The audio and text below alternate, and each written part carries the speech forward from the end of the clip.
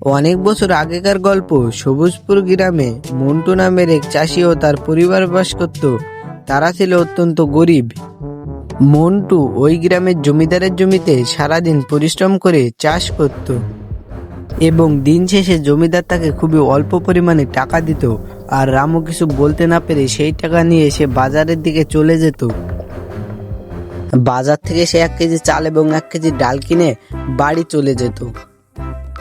গিন্নি ও গিন্নি, এবার ব্যাগটা ধরো, আমি একটু বিশ্রাম নিই আর তুমি রান্নাটা সেরে ফেলো। ওগো, আজকে জমিদার বাবু তোমাকে ক টাকা দিল? কত টাকা আবার দেবে? তুমি তো জানোই, সেই একই 10 টাকা দিল। আমি বলি কি, তোমাকে এত অল্প পয়সার জন্য জমিদার কাজ করতে যেতে হবে না। কাজ করতে যাব না তো খাবো কি? তখন যে না খেতে পেয়ে মরে যাব। মরবো কেন? এখন তো দেখছি সবাই মুরগির চাষ করছে, আমি ভাবছি আমরাও করব। মুরগির চাষ যে করব, মুরগি রাখার জন্য জায়গায় বাকো আর টাকায় বাকো। আরে মুরগিগুলা রাখবো আমাদের ঘরের চালের উপরে, আর টাকা তুমি কালকে গিয়ে জমিদারের কাছ থেকে ধার করে নিয়ে আসবে, এই তো হয়ে গেল। পরের দিন সকাল হতে না হতে মন্টু জমিদারের কাছে টাকা আনতে বেরিয়ে পড়ল। জমিদার বাবু, ও জমিদার বাবু। কি রে মন্টু, হঠাৎ এই সাত সকালে এত ডাকাডাকি করছিস কেন? আসলে জমিদার বাবু, আমি আপনার কাছ থেকে কিছু টাকা ধার নেব, তাই সকাল সকাল চলে এলাম। কি রে, হঠাৎ করে টাকা দান নিচ্ছিস? টাকা দিয়ে কি করবি আর কবে বা টাকা ফেরত দিবি? আসলে টাকা দিয়ে ঘরের চালে মুরগির চাষ করব, আর টাকাটা 1 সপ্তাহের মধ্যে ফেরত দিয়ে দেব জমিদার মশাই। ঠিক আছে মন্টু, তাই দিস, এই নে টাকা। ধন্যবাদ জমিদার মশাই। তারপরে রামু সেই টাকা নিয়ে বাজারের দিকে চলে যায় এবং ট্রাক্টরে করে অনেকগুলো মুরগি কিনে এনে তার ঘরের চালে ছেড়ে দেয়। দেখো মুরগিগুলোকে কি সুন্দর লাগছে, এই মুরগিগুলো বড় হলে তাকে বিক্রি করে তুমি জমিদারের টাকা শোধ করে দেবে, ঠিক আছে?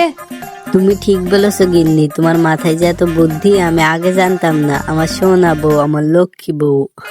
হয়েছে, এখন আর আমার প্রশংসা করতে হবে না, তুমি মুরগি বোনার জন্য খাবারের ব্যবস্থা করো। ঠিক আছে গিন্নি, আমি এক্ষুনি মুরগিদের খাবারের ব্যবস্থা করছি। 1 সপ্তাহ পর মন্টু দেখে তার চালের মুরগিগুলো অনেক বড় হয়ে গেছে, তাই সে বিক্রি করার জন্য ট্রাক্টর আনতে চলে যায় এবং ট্রাক্টরে করে সব মুরগিগুলো বাজারে বিক্রি করে দেয় এবং সেই টাকা দিয়ে জমিদারের কাছ থেকে ধারের টাকা জমিদারকে ফেরত দেয় এবং সেখান থেকে চলে যায়।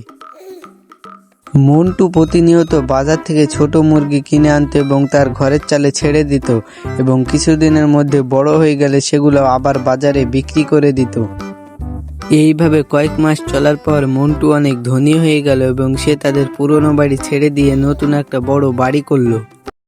ওগো, দেখলে তুমি আমার আজকে বুদ্ধিমতো কথা শুনলে বলে আমরা এত বড় লোক হতে পারলাম, না হলে আমরা সেই গরিবই থেকে যেতাম। হ্যাঁ গিন্নি, তুমি ঠিকই বলেছো, তোমার অনেক বুদ্ধি, তাই তো আমি আজকেই তোমাকে একটা সোনার গহনা গড়ে দেব।